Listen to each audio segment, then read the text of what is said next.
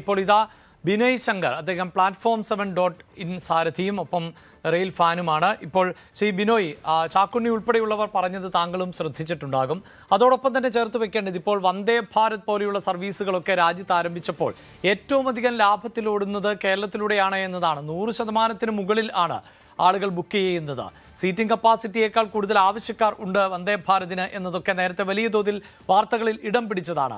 അങ്ങനെയുള്ള കേരളത്തിൽ ഇപ്പോൾ ഈ പാലക്കാട് ഡിവിഷൻ, അതിൽ പ്രധാനപ്പെട്ട വരുമാന സ്രോതസ് കൂടിയായിട്ടുള്ള സ്റ്റേഷനുകൾ മൈസൂരുവിലേക്ക് മാറുന്നു എന്നത് വലിയ തിരിച്ചടിയായി മാറുന്നു എന്നതാണ് എല്ലാവരും പറയുന്നത്. ഈ പ്രതിസന്ധിക്ക് എന്തെങ്കിലും ഒരു പരിഹാരം അത് എംപിമാരുടെ ഭാഗത്ത് നിന്ന് മാത്രമേ ഉണ്ടാകൂ എന്നാണ് അറിയാൻ സാധിക്കുന്നത്. അങ്ങനെ ഒരു നീക്കത്തിലൂടെ ഒരു പരിഹാരം ഉണ്ടാകുമെന്ന് താങ്കൾ പ്രതീക്ഷിക്കുന്നുണ്ടോ? അതായത് ഇപ്പൊ ഈ നമ്മുടെ ഈ പാലക്കാട് ഡിവിഷൻ ഈ മുറിച്ച് കഴിഞ്ഞാൽ ഏകദേശം പാലക്കാട് ഡിവിഷൻ 70% വരുമാനം പോകുന്നു ഔദ്യോഗിക കണക്കുകൾ പറയുന്നത്. അതുമാത്രമല്ല, പാലക്കാട് ഡിവിഷൻ ആകെക്കൂടിയുള്ള ഒരു മെയിൻ്റനൻസ് ഫെസിലിറ്റി, അതായത് മേജർ മെയിൻ്റനൻസ് ഫെസിലിറ്റി ആകെക്കൂടി ഉള്ളത് മംഗലാപുരത്താണ്. അപ്പൊ അത് കൂടി പോകുന്ന സമയത്ത് പാലക്കാട് ഡിവിഷൻ സ്വന്തം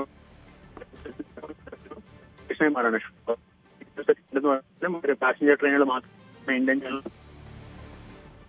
സൗകര്യങ്ങളൊന്നുമില്ല. ചുരുക്കി പറഞ്ഞാൽ മലബാറിൽ ഇപ്പൊ തന്നെ ട്രെയിൻ സൗകര്യം വളരെ മോശമാണ്. ഇപ്പൊ തന്നെ ആവശ്യത്തിന് ട്രെയിൻ സർവീസുകൾ ഇല്ല. അതിന്റെ കൂട്ടത്തിൽ ഇതിപ്പോ കുഞ്ഞുമക്കുരു എന്ന് പറഞ്ഞ പോലെ ഇപ്പോഴുള്ള ഈ മെയിൻ്റനൻസ് സർവീസും കൂടി പോകുന്ന സമയത്ത് നമുക്ക് കൂടുതൽ ട്രെയിൻ ഓടിക്കാൻ തീർച്ചയായിട്ടും ബുദ്ധിമുട്ടാവും. ഇനി ഇതിന് എനിക്ക് തൊട്ടു മുമ്പുള്ള വ്യക്തി പറഞ്ഞ പോലെ തന്നെ നമ്മുടെ എന്താ പറയുക, എല്ലാ എംപിമാരും ഒരുമിച്ച് ഒറ്റക്കെട്ടായി, കക്ഷി രാഷ്ട്രീയം മറന്നു വെച്ച് എല്ലാവരും ഒറ്റക്കെട്ടായി നിന്നാൽ മാത്രമേ ഇതിന് എന്തെങ്കിലും ഒരു സൊല്യൂഷൻ കണ്ടുപിടിക്കാൻ പറ്റൂ. പിന്നെ മംഗലാപുരം ഡിവിഷൻ, അതൊരു ഡിവിഷൻ ആക്കണം എന്നാണ് മംഗലാപുരത്ത് നിന്നുള്ള ഡിമാൻഡ്.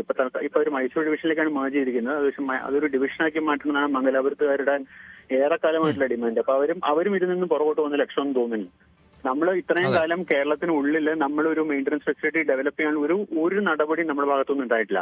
ഇപ്പൊ പാലക്കാട് ഇപ്പൊ ഒരു പിറ്റ് ലൈൻ, ഒരു സിംഗിൾ പിറ്റ് ലൈനാണ് പാലക്കാട് പണിയുന്നത്. മംഗലാപുരത്ത് നമുക്ക് ഉണ്ടായിരുന്നത് 3 എണ്ണമാണ്. ആ 3 എണ്ണത്തിന് പകരം അവരെ പാലക്കാട് പണിയെന്ന് പറയണം. വെസ്റ്റ് ഹില്ലിൽ പറഞ്ഞാൽ കുറെ കാലം ഇവിടെ പ്രപ്പോസ് ചെയ്യുന്നുണ്ട്. അത് പണിയാനുള്ള ഒരു നടപടി നമ്മുടെ സൈഡിൽ നിന്ന് ഉണ്ടാവുന്നില്ല. കണ്ണൂരെണ്ണം പ്രപ്പോസ് ചെയ്തിട്ടുണ്ടായിരുന്നു, അതും നിർമ്മിക്കാനുള്ള ഒരു നടപടി നമ്മുടെ സൈഡിൽ നിന്ന് ഉണ്ടായിട്ടില്ല. പിന്നെ കേരളത്തിന് സോൺ വേണം എന്ന് പറയുന്നത്, ഈ ആകെ 1000 കിലോമീറ്ററുള്ള കേരളത്തിന് കേന്ദ്രം എന്തായാലും ഒരു സോൺ അനുവദിക്കില്ല എന്നുള്ളത് തീർച്ചയാണ്. അപ്പൊ കേരളത്തിൽ റെയിൽവേ ലൈനുകളുടെ എണ്ണം കൂട്ടണം. ഈ ശബരിപാതയുടെ കാര്യത്തിൽ ഒരു നടപടി ഇപ്പോഴും നമുക്ക് മുന്നോട്ട് പോയിട്ടില്ലല്ലോ. ശബരിപാത വരണം. അതുപോലെ ഇപ്പൊ കഴിഞ്ഞിടയ്ക്ക് നമ്മുടെ മന്ത്രി സുരേഷ് ഗോപി ഒരു ഇരിങ്ങാലക്കുട ഗുരുവായൂർ കുറ്റിപ്പുറമോ അങ്ങനെ എന്തോ ഒരു റൂട്ട് പുള്ളി ഒരു വാർത്താ സമ്മേളനത്തിൽ പുള്ളി പ്രപ്പോസ് ചെയ്തിട്ടുണ്ടായിരുന്നു. അങ്ങനത്തെ റൂട്ടുകളൊക്കെ വന്നാൽ മാത്രമേ കേരളത്തിൽ റെയിൽവേ ലൈനുകളുടെ എണ്ണം കൂടാൻ നമുക്കൊരു സോണിന്റെ അർഹതയെങ്കിലും ഉണ്ടാവുകയുള്ളൂ. അതല്ലാണ്ട് സോണോ അല്ലെങ്കിൽ ഡിവിഷനോ ഇപ്പൊ ശരിക്കും പറഞ്ഞാൽ നമ്മൾ പേടിക്കേണ്ട മറ്റൊരു കാര്യം എന്ന് വെച്ചാൽ പാലക്കാട് ഡിവിഷൻ തന്നെ ഇല്ലാണ്ടാവുമ്പോഴാണ് ഇപ്പൊ പേടിക്കേണ്ടത്. കാരണം പാലക്കാട് ഡിവിഷനെ കഷ്ടി എനിക്ക് തോന്നുന്നു ഒരു 500 കിലോമീറ്റർ താഴെ, 500 കിലോമീറ്റർ തന്നെ ഉണ്ടോ ഇപ്പൊ സംശയമാണ്. 500 കിലോമീറ്റർ താഴെ മാത്രമേ പാലക്കാട് ഡിവിഷൻ ലെങ്ത് ഉള്ളൂ. അപ്പൊ അത്രയും ചെറിയൊരു ഡിവിഷൻ വെക്കണോ എന്നുള്ളതിന് പിന്നെ റെയിൽവേ ആലോചിക്കും. അപ്പൊ നമുക്ക് എല്ലാം കൊണ്ട് നമുക്ക് നഷ്ടമാണ് ഇപ്പൊ വരാൻ പോകുന്നത്. യാത്രക്കാർക്കും കഷ്ടകാലം വരാൻ പോകുന്നത്. കൂടുതൽ വാർത്തകൾക്ക് News 18 Keralam YouTube channel subscribe ചെയ്യുക.